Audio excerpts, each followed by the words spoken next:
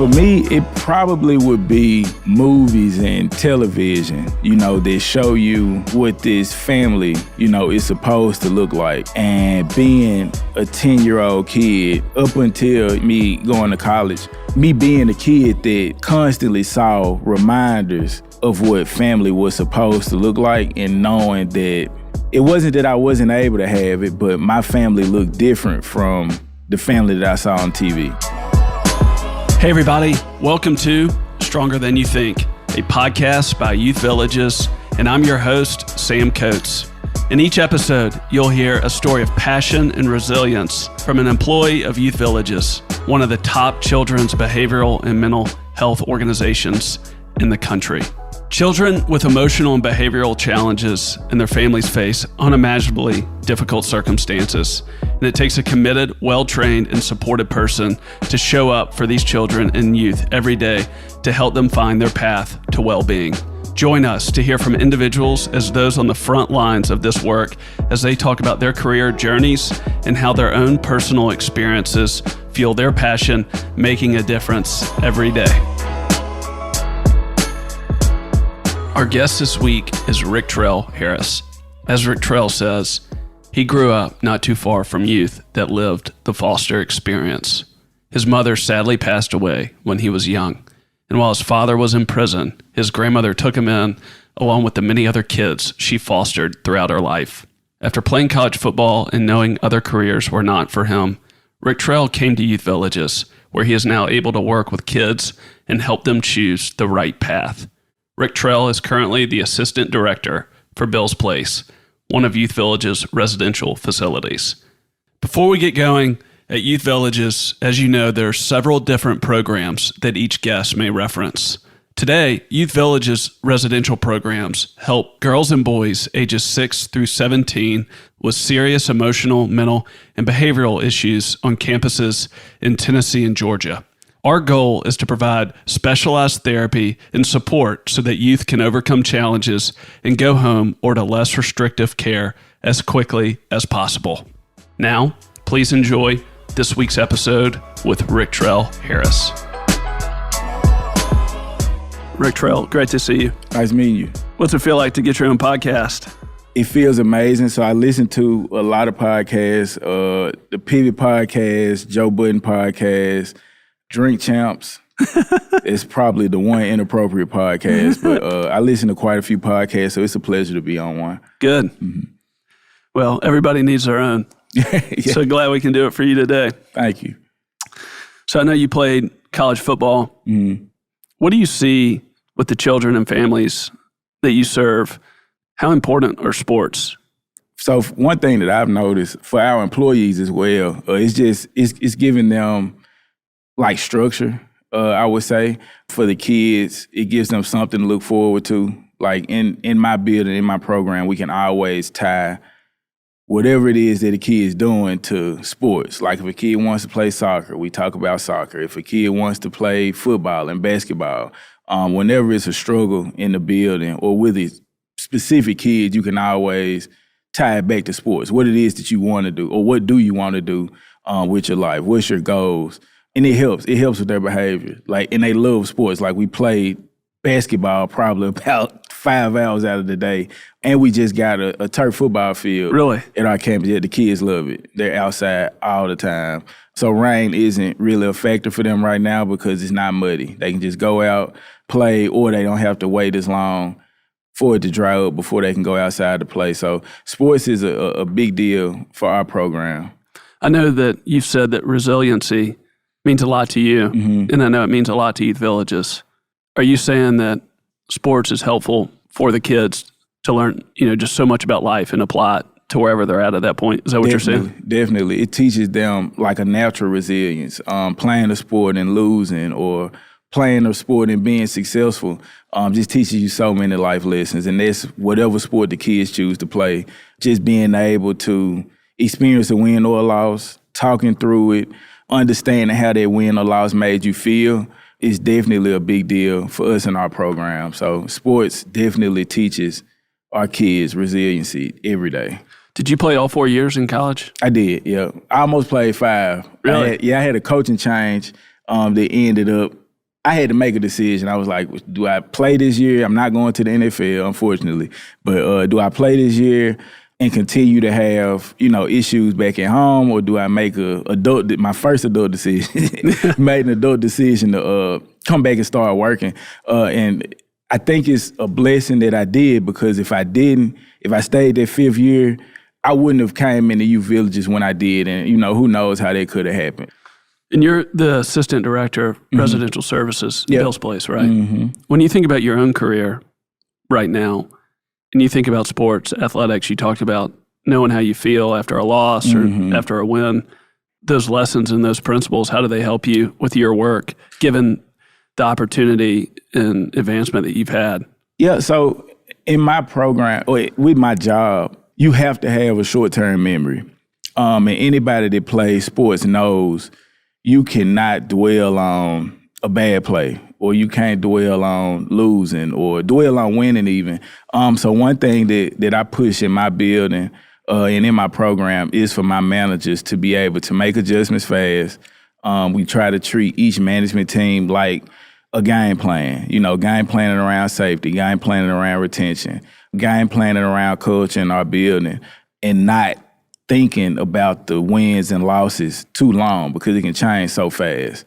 Same thing in sports, winning one week and you got a team that's a little bit more difficult the next week, or you played a team that wasn't that good this week, so you enjoyed that win, but we got to think about moving forward, because in a congregate setting, like, it's an ever-changing environment. Things are constantly changing. The environment is constantly shifting. You get new kids every day. Unfortunately, right now, we're meeting a lot of new staff too, trying to open up a new program and expanding the building to get to that 144 kid goal that we have in the building this year. So it's a ever-changing environment, and thinking about that in leadership and tying that to sports has been benefiting us greatly in my program. So you like the momentum? You like the pace? Yeah, I love it. It's fast, always changing. You never know what you're gonna expect when you walk in the building. You can try, but you can't plan for it every day. And I love it. I'm sorry, it's crazy. People tell me I'm crazy for that a lot, but I love it. So it's a similar environment than what college sports or high school sports. Definitely, yeah. Almost just like it. It's neat. I didn't know I was going to start the interview there, but now I know why you're successful at what you do. Thank you. I appreciate that. You moved in with your grandmother when you were 10. Is that right? Yeah. And that's because your mother passed away. As much as you can share, feel comfortable sharing, can you talk about what that was like for you? So my mother passed away. I was 10 years old. During that transition where her health started to get a little bit worse, we ended up moving with my grandmother, and then she transitioned while I was living with my grandmother. But it was challenging at first, because I was grieving as a child, and my grandmother was grieving, as a parent that lost their child. Her daughter. Yeah, her daughter. So both of us were grieving, and during that time, my grandmother made a decision. I was young. I don't really know what made her make that decision, but she decided to take in kids that weren't her own, and she decided to become a foster parent. While you were there? While I was there, yeah. So she ended up fostering a lot. I try to put a number on it sometimes, but she fostered a lot of youth villages foster kids, whether it was directly or through respite. But she had a lot of kids. And this is before youth villages. Yeah, this was before I even thought of it. Known anywhere close to what it is today. That too. Like, it was not. We weren't the organization that we are right now. We weren't in the 23 states. Like, I don't know what the numbers looked like back then, but it was definitely the beginning of youth villages. Was she married? Your grandmother? She was divorced. What was her name? Carolyn Taylor. What was she like? Amazing woman. Talking about resiliency, she probably taught me some of that too, because while we both were grieving, she still continued every day, trying to get through it the best that she could. So, great woman. Still around. Her last youth villages foster kid that she had, he's receiving some other services now, but he is 25. How many kids do you think she impacted? I would say over 100. That spent time with her? to spend time with her, either directly, like living there, or through respite programs. Why is she the way she is? She is just an all-around great person and a strong person, too. So she's originally from Detroit, Michigan, and moved to Orange Mound, Tennessee, when she got to Memphis. So she knows all about resiliency. She knows about things not being, given to you. She knows about pushing through when things get hard, which is why she was such a great foster parent. Like, she was able to impact those kids in a way that people, couldn't imagine. Like, she taught them life skills. The same thing we ask, our residential or direct care staff to do. She taught them life skills every day. When you say she moved from Detroit to Orange Mound, she knew all about resiliency. Mm-hmm. Can you elaborate on that? So being from Detroit, that being the Motor City, and that city taking the losses that they did financially and moving to Orange Mound during the shift where Orange Mound went from, being one of the staples in Memphis and then being impacted by poverty and people leaving the community and finding jobs outside of the community. She knows a lot about how to get through it. Like, when you might not have, the meal that you want to have, but we got this meal that can make sure you aren't hungry. That kind of resiliency is some of the things that she taught the kids, understanding that right now it might not look the way that you want it to. It might not feel the way that you want it to. Right now life isn't going the way that we want it to go, but I've been through it, and I can tell you how to get through it too. Where'd she get her hope from? I can't tell you. She at this point, my grandmother probably is about 75. So she got me by a lot of years. So it's hard for me to do that math. But from what I heard, I never met my great-grandmother on her side or my great-grandfather, but I hear that they were some hard-working people, that understood kind of getting it out of the mud and being, these hard-working staples for their family. Wow. Mm-hmm. You remember anything about your mom? I do. Yeah, I do. Just a sweet woman. She was resilient too. They say that she was a lot to deal with when she was upset, and I can kind of see where I get that from sometimes. But passionate, loves whatever it was that she was doing. I remember her working at FedEx, and I did that for like 2 weeks, so I know what kind of resilience it takes, So, yeah. So when you were growing up with your grandmother, how many other children were in the house with you, usually at one time? Usually at once, it would at least be myself and 2 other kids, usually. If she had a respite situation, maybe 3 at the most. But it was a 3-4 bedroom house, so we had space. We weren't crowded or anything. So, yeah, 2 on the normal, 3 if she ended up getting a kid that needed respite placement. Were you ever frustrated or bitter that there were other kids in the house when you were there? Frustrated, yes. That's a lot. We're all boys, just the normal growing pain. So I have siblings. I have a sister on my dad's side. I have a sister and brother on my mom's side. On my dad's side, I'm the oldest. On my mom's side, I'm the youngest. So my brother I think he just turned 38. And my sister just turned 40 this year. So the age gap is crazy. So those foster kids were more so my siblings outside of my nephew. So you felt more in common or closer? Mm-hmm, definitely. It was the normal struggles that any, kid would have with his brothers. That kind of frustration, never anything crazy. I knew what the goal was for them. My grandmother made sure I understood what those kids were going through. So it was never bitterness, I would say. So what is a child that's being fostered? What are they going through? They're going through a lot, man. It's a lot of thoughts that can go through your head, because I try to think about it at times, and I wasn't too far from them as far as what I was going through. Like, I could have easily been a foster child had my grandmother had not decided to take me in, because my father was in prison during that time, probably a year, 2 years after my mother had transitioned. So It's a lot, and thinking about the trauma that could be attached to it. I don't know what it is that they saw before they went into foster care, but my grandmother made sure I understood, even if she didn't know, she tried to paint that picture the best as she could. These kids have problems. These kids need help, and I'm helping them. So if I'm helping them, you're going to help me help them. So, you're going to treat them like they family.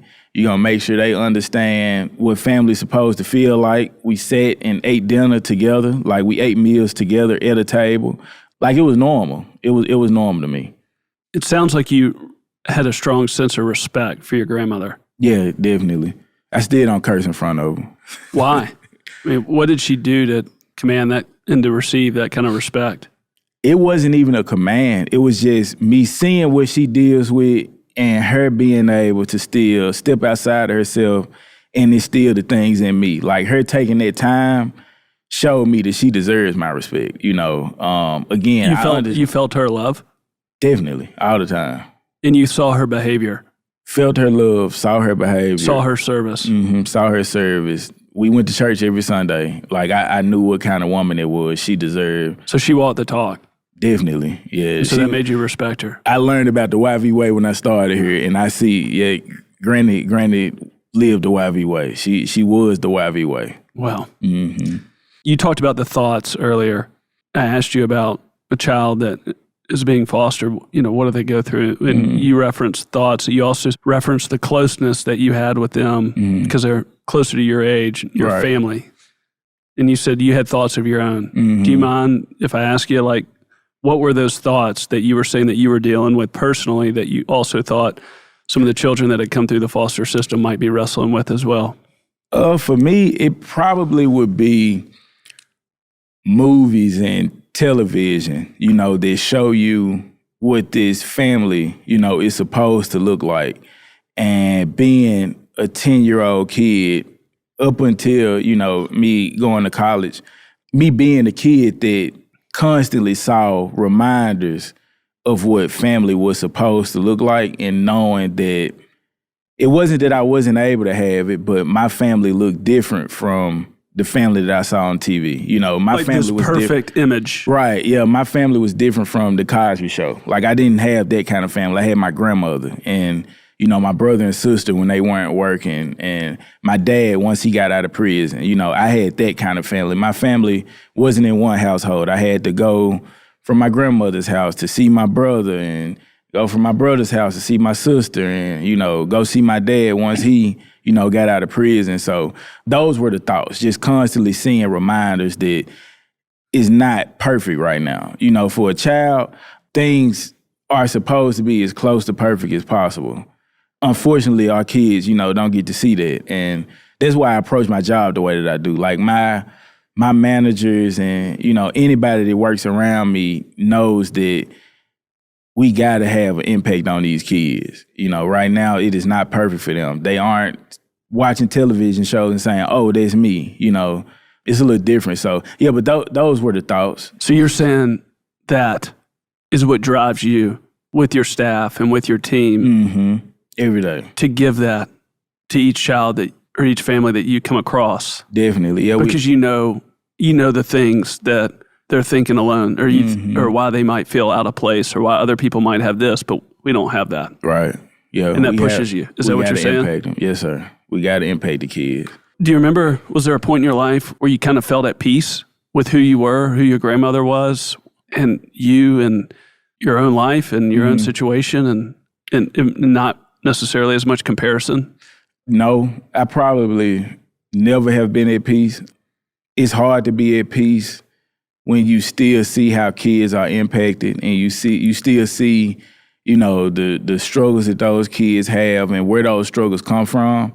Being in that environment every day, like it's hard for your heartstrings not to be pulled at some point during the day. I would say it's hard to detach, even though you have to. So no, still not at peace. On top of some other things, just around me with my family situation, my nephew being incarcerated right now, and him being one person I think would have benefited from this setting. So not at peace. I guess what you're saying is you can't be at peace personally because you feel the burden. Yeah, I wouldn't call it a burden. It's just being in it, being from inner city Memphis and still seeing how, the kids are being impacted and treated, as well as, the things that we still see, on the news every day and the things that we hear about every day. It's hard to be at peace right now. I hear you. When did you know that you want to go to college? I knew that I wanted to go to college. So my grandmother, speaking to resiliency, so I was premature at birth, and I don't know what caused me to have it, but I had what they called a shunt put in my head. I had fluid on my brain. So for the longest, my family thought that I could not play a sport, a contact sport. So when I was in the 7th grade summer, going into the 8th grade, I went to the doctor. They said, yeah, there's kids that play with this all the time. He can play, he can play sports. And my grandmother sat me down and she said, if you start this, you better not stop. And I didn't take that as, don't quit, during the 8th grade football practice, or don't go to the 10th grade and quit at practice. Like, I took that as go as far as as God plans for this to take you. So, yeah, she told me, once you start, you better not stop. I didn't go to all these doctor's appointments for nothing. So I knew then it was, if I don't go to college, it's because I'm not supposed to. But I plan to go to college. How would your life have gone differently if you didn't go to college? Had I not gone to college, it's a good thing and a bad thing. First thing, I would have been in Memphis still. But looking at the good thing, I think I would have had more of an impact on my nephew. So my nephew was close in age to me. Well, he is. He's alive. But my nephew is 4 years older than me. During the time that we went through, my mother passing away, all of those things, my nephew was more so like my little brother. And me going to college, just going back, before I went, when I was going through the recruiting process, my ACT score wasn't high. So a few coaches had pulled back. So I had some Division I offers. They didn't really want anything to do with me because my ACT score, it was a 17, which was what was required during that time. But my SOM score was like a 67.5 when it had to be a 68. So a few coaches pulled back. But during that process, I was praying. I was like, man, I'll take any offer as long as it's not the University of Memphis. Like, get me out of Memphis. I do not want to be in Memphis anymore. So I prayed for that. And in that prayer, I did not include my nephew. So I ended up going 8 hours away to Tusculum.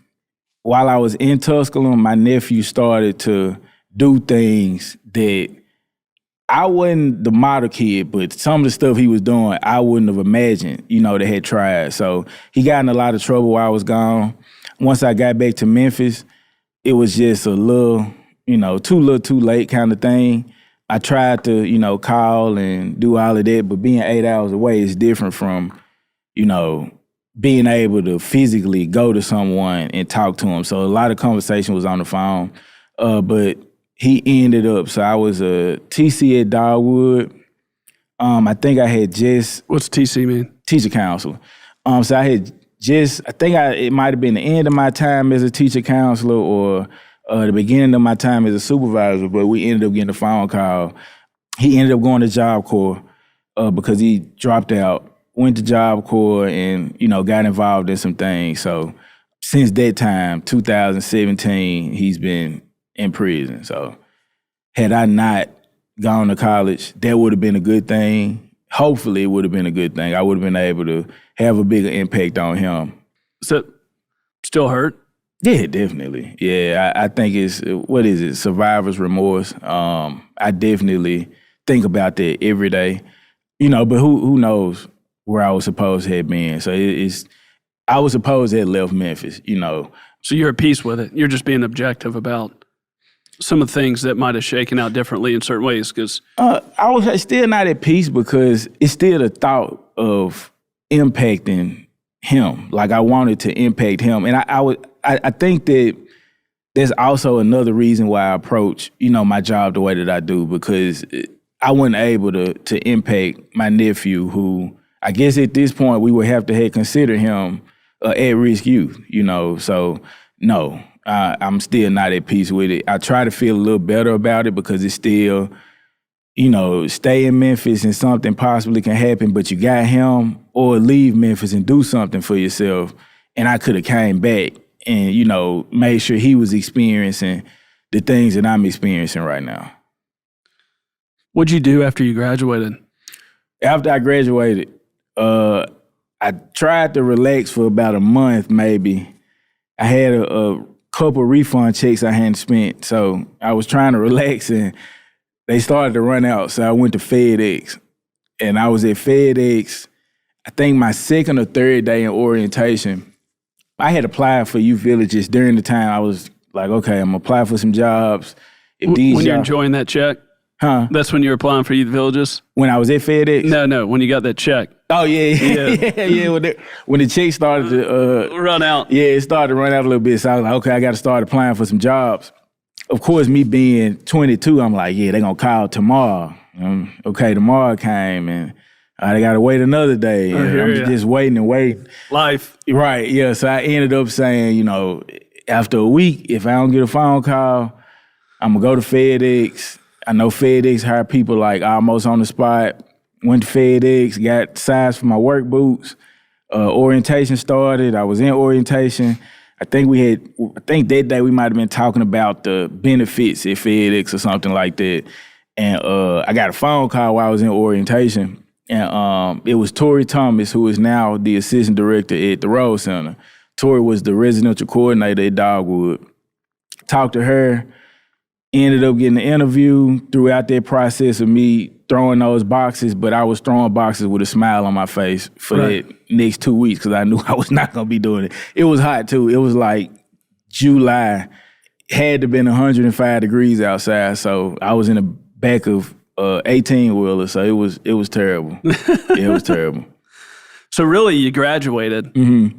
You wanted to work at youth villages. Mm-hmm. Is that because your grandmother? You already knew about youth villages from her, and then because of what you've experienced with your nephew and your love for him? Right. So my goal when I graduated was to do physical therapy. So I went to school, and my major was sports and exercise science. So I didn't do my research. I did not know, okay, you need a license and you need to be certified and all of those things. So I thought it was just going to be easy. So most of the jobs that I saw on Indeed were like physical therapy technicians or occupational therapy technician, and it was paying around back then, probably around $36,000 annually. And as I was doing, like when I applied for jobs, it was a checklist for me. It was like, okay, as close as I can to my major. What I majored in isn't making that much money. Let me try a hospital setting. And I just went down a list. And at the end of that, it was, what do you know about? I knew about youth villages. So saw it on Indeed, did not know what the position, was going to require of me. Applied for youth villages that way. But I did connect it back to my grandmother. I knew what they stood for. But me knowing that, like, I'll give you an example. When I had my interview, I did not go straight to the campus that I had applied for. I went to Shelby Oaks because that's what I knew youth villages to be for the foster care program. Right. So I went to the Shelby Oaks office, and they was like, no, you are in residential. Your interview is almost in East Tennessee. So that's when I realized, it was bigger than just my grandmother having foster children. I got there and I'm like, oh, I didn't know, that we had this. Like, I thought that all it was foster kids, so that was when I understood the difference. What can you say, what advice can you share to somebody that's in college right now, maybe coming out, that has a heart for this work, about how to think about things right, about if they want to pursue a career in this? What can you share with them that might be, a few things that are helpful that you can think about that are very important?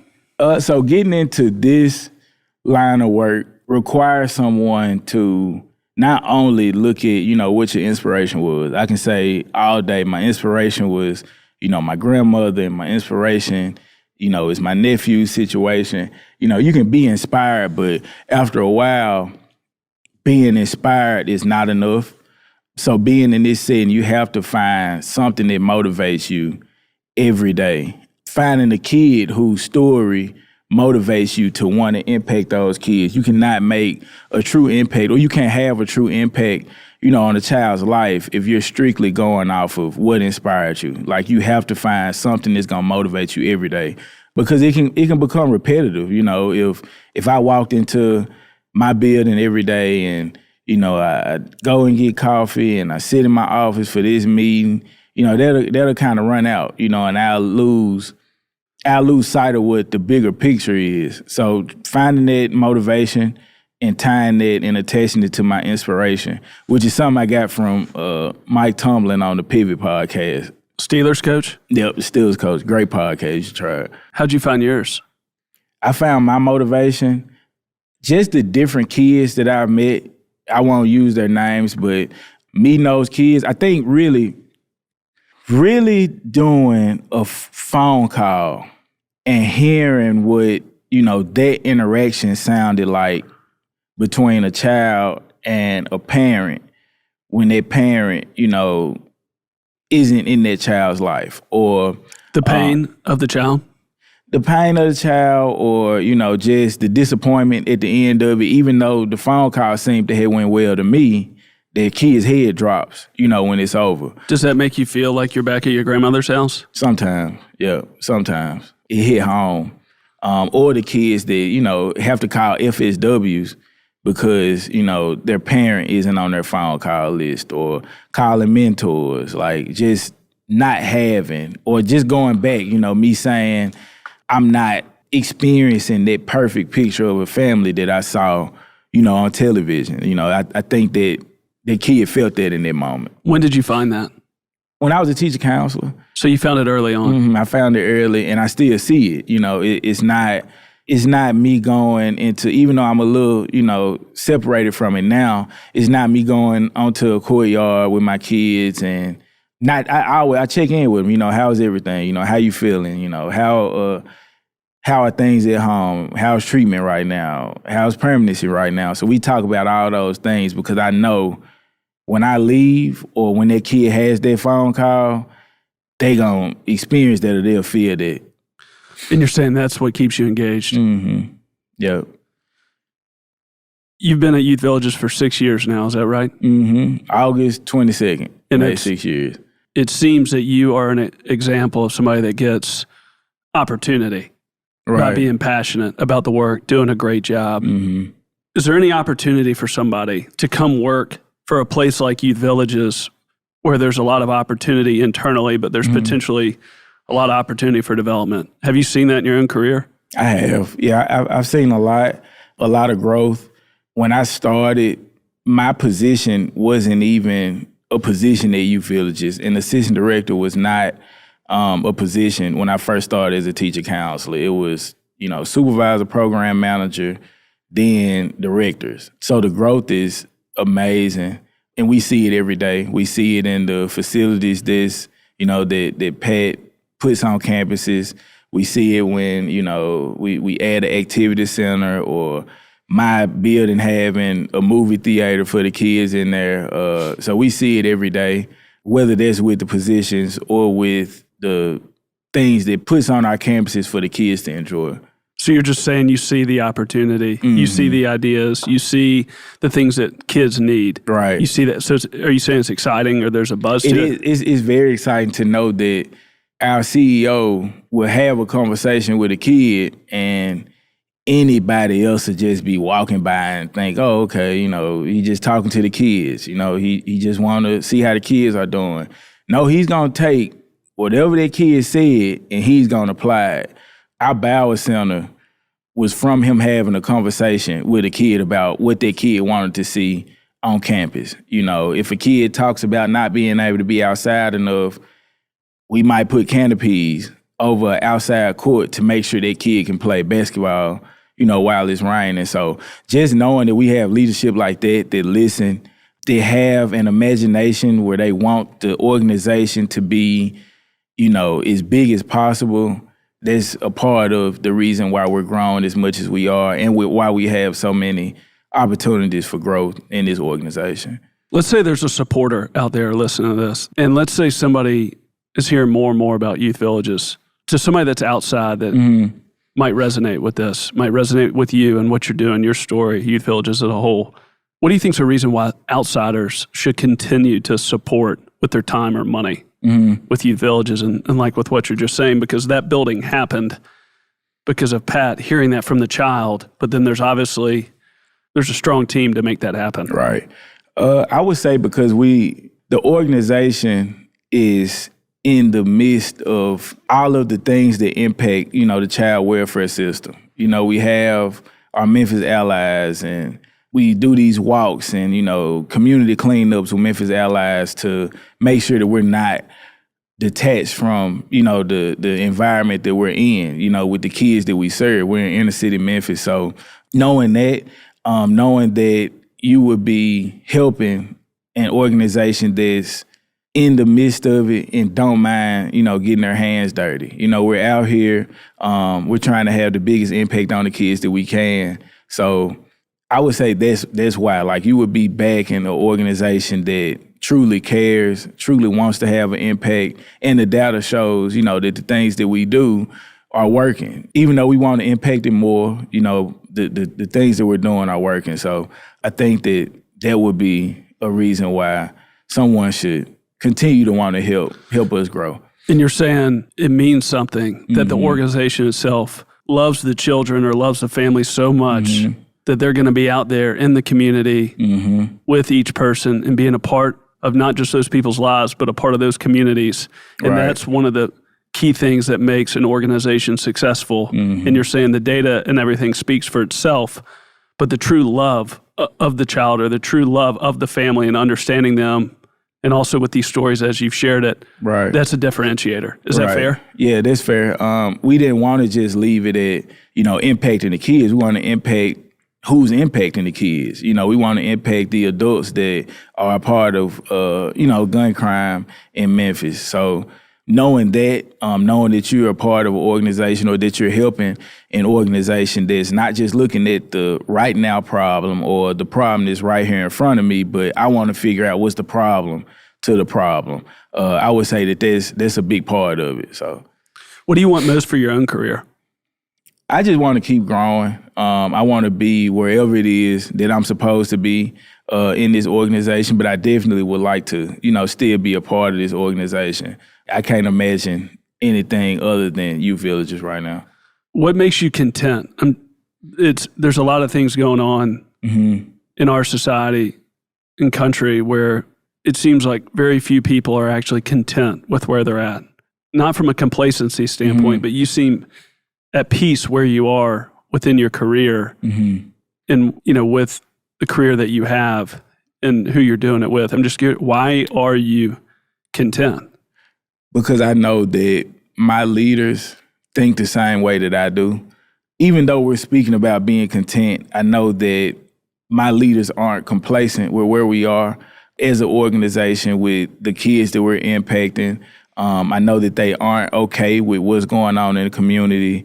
And I know that they'll drive me to drive my people to make sure we're impacting those kids. So I think it's just that top-down mentality that we have in our organization that makes me okay with saying I'm okay with being where I am right now. What have you learned about taking care of yourself with the energy and the passion that you bring, the competitiveness that you have in your own personality? It's important. I definitely try to separate as much as I can when I am off. I try to understand that when I'm working, or if it's a work week, I'm working, and I'll, practice my self-care on the weekends, taking vacations, traveling, shopping, things like that. Just the simple things are able to, help me be a little more at peace when I'm not at work. But I just understand what the bigger picture is. So I try to, drive and drive and drive. So that way I can relax on the weekends. You know what I mean? Or I can enjoy vacation because I know that we've done the things that we, done the best things that we could, in my program. So that way we can relax when it's time to relax. But right now we got to kind of get through this. You feel like you've done the best you can. So then you feel like when it's time to be off, you can be off. Yeah. So just looking at our numbers and where we are with staff, how staff are feeling, what's the culture in the building right now, what does safety look like in the building right now. And if we're at a good place, then speaking to the point that I made earlier about having this short-term memory, we'll enjoy it on our off days. When we get back on Monday, we're going to reassess it, see what we did, see what we need to work on, and impact this week so we can relax on the weekend again. Last question I have. Mm-hmm. Is there somebody that comes to mind that you think about when you think about a story or a relationship with somebody that you've seen transform their life? A few people. For one, Miss Nicole Fanning, who is our executive director over the Rose Center, Bill's Place, Spiritual Life, and our education services.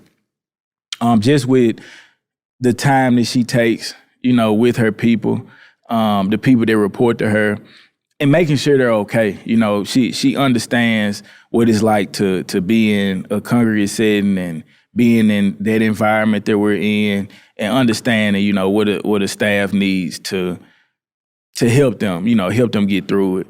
My high school football coach, Rodney Salisbury, just thinking now with me, mentoring kids in the Pure Academy and seeing how much he invested in us with us going to college, talking to, phone ringing off of the hook because he's talking to college coaches, 24 hours out of the day to help us get in school, and seeing that does not stop.